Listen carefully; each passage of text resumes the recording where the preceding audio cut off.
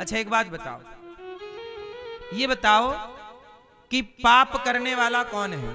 सब लोग बताइए, पाप करने वाला कौन है? शरीर, मन के आत्मा?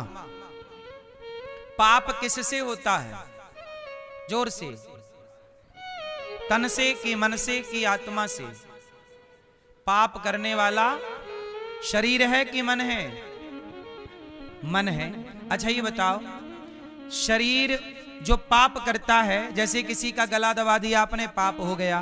किसी को रोटी दे दी, पुण्य हो गया। पाप पुण्य तो शरीर से हो रहा है कि नहीं? बोलो हाँ या ना। गला दबा दो, पाप। लोग कहते ना पाप लगेगा, चींटी मत मारना। लोग कहते ना रोटी खिला दो किसी को, पुण्य मिलेगा। तो पाप पुण्य करने वाला शरीर है। बोलो हाँ जोर से। अब एक बात बताओ कि शरीर तो यहीं सबका जल जाता है। अब यहां पर प्राचीन बरही ने नारद जी से सवाल किया कि पाप पुण्य करने वाला शरीर तो यहीं जल जाता है, तो पाप पुण्य भोगता कौन है? स्वर्ग कौन जाएगा, नरक कौन जाएगा? कौन भोगता है पाप पुण्य? दादाजी बताएंगे। शरीर तो यहीं जल जाएगा। बोलो हाँ। तो भोगेगा कौन? जोर से, कौन भोगेगा? आप बताओ। आत्मा भोगती नहीं है। गीता में लिखा है ना, आत्मा को सुख दुख नहीं होता। आत्मा सुख दुख से परे है। तो अब बताओ, शरीर तो जल गया, आत्मा सुख दुख से परे है, तो हमने जो पाप किए होंगे वो भोगेगा कौन? जोर से। मैया, पीछे वाली मैया सो गई क्या मेरी मां? कौन भोगेगा? कौन भोगेगा? हमारे पास शरीर होते हैं 3। हमारे पास कितने शरीर होते हैं? जोर से। 3। एक ये शरीर है स्थूल, एक शरीर है सूक्ष्म, एक शरीर है कारण। सूक्ष्म शरीर, स्थूल शरीर और कारण शरीर, 3 शरीर होते हैं। ये है स्थूल, एक होता है सूक्ष्म। अच्छा आप लोग सपना देखते हो कि नहीं? हाँ या ना? आप सपना नहीं देखते? आप सपना कभी नहीं देखे? ये भैया सपना कभी रात को देखे? सपना है? कभी आया सपना आपको कि नहीं? अच्छा जब आप सपना देखते हो तो सपने में आप तो बिस्तर में सोए होते हो, पर सपने में कभी वृंदावन जाते हो, हरिद्वार जाते हो, कभी भ्रमण करते हो। तो एक शरीर से तो आप सोए थे, एक शरीर से आप सपना देख रहे थे। तो अब बताओ 2 शरीर हो गए कि नहीं? एक सोया हुआ शरीर और एक स्वप्न को देखता हुआ शरीर। तो जो शरीर बिस्तर पर सोया है उसे कहते हैं स्थूल, वह चिता पे जल जाएगा। ये शरीर हमारा चिता पे जल जाएगा। पर जिस शरीर से हमने सपना देखा है, जो सूक्ष्म शरीर है, वह नहीं मरता, वह नहीं जलता।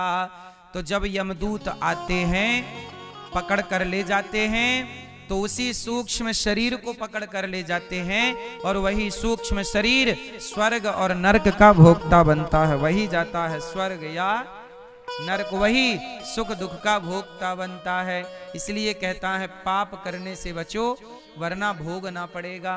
कौन भोगेगा? जोर से। सूक्ष्म शरीर। कौन सा शरीर? जो आपके भीतर स्वप्न का दृष्टा है, जिसने सपना देखा था, वो शरीर नहीं मरता। माया मरी न मन मरा, माया मरी न मन मरा, मर मर गया शरीर, आशा तृष्णा ना मरी, कह गए दास कबीर। तो ये शरीर मृत्यु इसकी होती है, सूक्ष्म की नहीं। इसलिए कहते हैं ना कि आपके अंदर पूर्व संस्कार भी होते हैं। जो पिछले जन्म में आपने पाप पुण्य किया था, वो सूक्ष्म शरीर में सब संचित होता है, इकट्ठा होता है। और वही आपको कई बार आप ऐसा सपना देखते हो कि आपका कोई लेना देना नहीं, ऐसा सपना आ गया, तो पूर्व जन्म का पाप पुण्य आपके संग संग चलता है। जैसे भीष्म पितामह ने 21 जन्म पहले लगभग और भी कुछ लोग कहते हैं बहुत जन्म पहले पाप किया था, वो पाप का फल इस जन्म में मिला कि बाणों की सैया पर लेटना पड़ा। ऐसे हमें किस जन्म का पाप किस जन्म में मिल जाए ये कोई नहीं जानता। इसलिए हमारे अनिरुद्धाचार्य के इस जीवन में भी पिछले करोड़ों जन्मों के पाप हमारे सूक्ष्म शरीर में इकट्ठे हैं। अच्छा उदाहरण से देखना, देखो एक होता है मोबाइल, इसे मैं और सरल तरीके से समझाता हूं। बोलो मोबाइल, एक होता है मोबाइल, एक होती है सिम और एक होती है मेमोरी। हाँ या ना? जोर से। मोबाइल, सिम और मेमोरी। अच्छा मुझे एक बात बताओ, जब आप नया मोबाइल खरीदते हो तो क्या नए मोबाइल के साथ नई सिम भी खरीदते हो? उत्तर नहीं। आपका मोबाइल बदलता रहता है पर नंबर नहीं बदलता। बोलो हाँ, जोर से। उसी तरह शरीर बदलता रहता है पर आत्मा नहीं बदलती। आत्मा वही है, आत्मा सिम की तरह है। अब इसे और गहराई से समझो। अच्छा मोबाइल भी बदल गया, चलो सिम नंबर भी आपका बदल गया मान लो, लेकिन जो आपके मोबाइल पे फोटो क्लिक की थी, जो मोबाइल पे वीडियो बनाई थी, वो स्टोर कहां हुआ? स्टोर हुआ कि नहीं? गैलरी में जाके आप देखते हैं मोबाइल का पूरा डेटा दूसरे मोबाइल पे ट्रांसफर कर लेते हैं।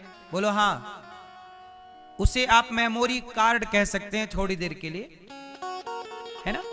सारा डाटा जाके वहां सेव हो गया। उसी तरह अनिरुद्धाचार्य जो भी पाप और पुण्य करेगा, इस पाप पुण्य का, जैसे मोबाइल अलग है, सिम कार्ड अलग है, और जो डेटा इकट्ठा हो रहा है वो स्टोरेज बोलो अलग है। उसी तरह मोबाइल में कैमरा होता है, कैमरे से कोई भी फोटो ली गई तो कैमरे को फोटो से कोई मतलब नहीं, कैमरा तो फोटो क्लिक करके स्टोर को दे देगा। उसी तरह आंखों से जो देखा गया, आंखों को कोई मतलब नहीं, आंखों ने देखा और जाके स्टोर कर लिया, कानों ने सुना स्टोर कर लिया, हाथ ने किसी को मारा स्टोर हो गया, किसी को हमने गाली दी स्टोर हो गया, किसी को हमने रोटी खिलाई। अनिरुद्धाचार्य का हर व्यवहार हमारी मेमोरी में स्टोर हो रहा है कि नहीं? हाँ या ना? सेव हो रहा है कि नहीं?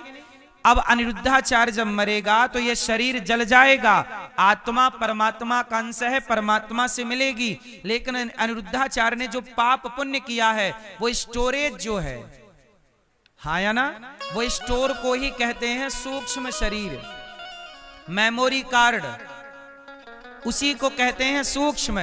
इसलिए ये शरीर जल जाएगा, आत्मा निकल के चली जाएगी, परमात्मा का अंश है। आत्मा को आपके पाप पुण्य से कोई लेना देना नहीं है। आत्मा को कोई मतलब नहीं कि आपने पाप किया कि पुण्य किया। जो आपने पाप पुण्य इकट्ठा जहां हुआ वह सूक्ष्म शरीर है, और उस सूक्ष्म शरीर का सहयोगी कौन है? मन। आप ये कह सकते हैं कि मन को ही सूक्ष्म शरीर कहते हैं। मन, बुद्धि, चित्त, अहंकार, इन अंतःकरण चतुष्टय को सूक्ष्म शरीर मान लीजिए समझने के लिए थोड़ी देर के लिए। अंतःकरण चतुष्टय क्या है? जोर से। सूक्ष्म शरीर, आपके द्वारा किया गया हर व्यवहार, हर पाप, हर पुण्य सूक्ष्म शरीर में इकट्ठा है। जब आप अगला शरीर पाएंगे तो वही सूक्ष्म शरीर उस शरीर में प्रवेश कर जाएगा। जब आप नया मोबाइल खरीदोगे तो पुराने मोबाइल का डेटा नए मोबाइल में आप लोग ट्रांसफर कर लेंगे। सिस्टम अपडेट रहेगा, कैमरा बदल जाएगा, हो सकता है नंबर भी बदल जाए, पर पुराना डाटा पुराने से नए में ट्रांसफर हो गया। ऐसे अनिरुद्धाचार्य ने इस जीवन में जो पाप पुण्य किया है, अब जब मैं अगला शरीर पाऊंगा तो यह पाप पुण्य उस अगले शरीर में ट्रांसफर हो जाएगा। मैं कुत्ता, बिल्ली, पशु, पक्षी, स्त्री, पुरुष किसी भी शरीर में जाऊंगा तो यह जो मेरा किया गया पाप पुण्य है वो मेरे संग हर जन्म में रहेगा। अच्छा, अब इसी पाप पुण्य के अकॉर्डिंग मुझे अगला जन्म क्या मिलने वाला है? जब मैं यहां से मर कर जाऊंगा तो वहां यमराज जी मेरा हिसाब करेंगे। आओ अनिरुद्धाचार्य, यहाँ आओ। जो आपने पाप किया होगा ये पाप यहाँ रखा, जो पुण्य किया, मेरा पाप और मेरा पुण्य अलग अलग होगा। बोलो हाँ। जब किराने की दुकान में व्यापारी शाम को इकट्ठा जब बंद करता है दुकान, कोई व्यापारी, तो व्यापारी जब दुकान बंद करता है तो घर जाता है तो सारे नोट अलग अलग करता है कि नहीं? 100 का नोट अलग करेगा, 10 का अलग करेगा, 50 का अलग करेगा, 500 का अलग करेगा, हाँ या ना? और सबकी अलग अलग गड्डी बनाएगा, सबको गिनेगा, हिसाब करेगा कि नहीं? दिन भर आदमी दुकान चलाता है पर शाम को हिसाब होता है कि नहीं? बोलो हाँ। जब आप 100 साल की जिंदगी जी करके मरोगे तो यमराज जी वहां बिठा के आपका पूरा हिसाब करेंगे।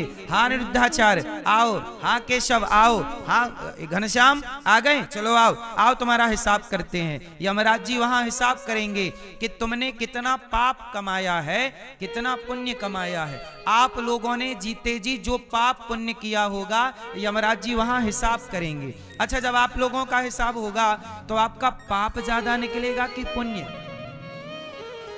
बताओ जरा मुझे, क्या ज्यादा निकलेगा? मैया क्या बोलती तू, क्या ज्यादा निकलेगा? पुण्य।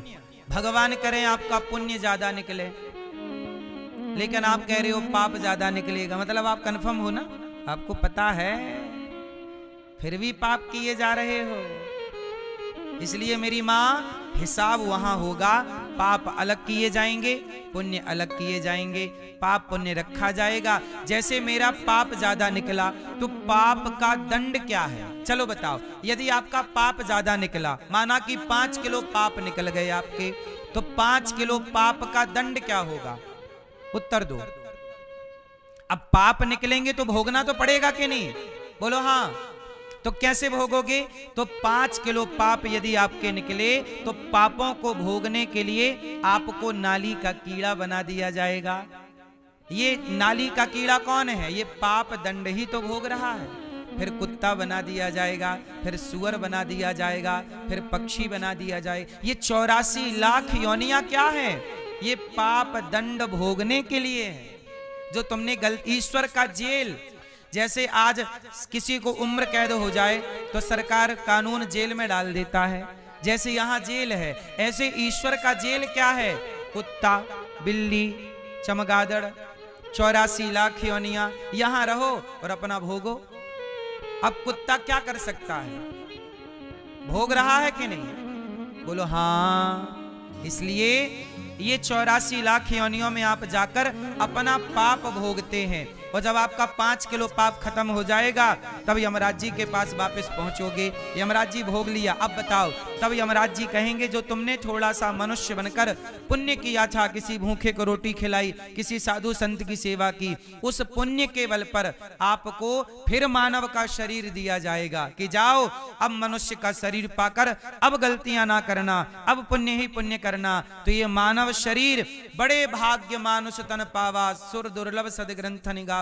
कहते हैं ना, दुर्लभो मानुषो देहो देहि नाम क्षण भंगुरा तत्रापि दुर्लभम मन्ये वैकुंठ प्रिय दर्शनम।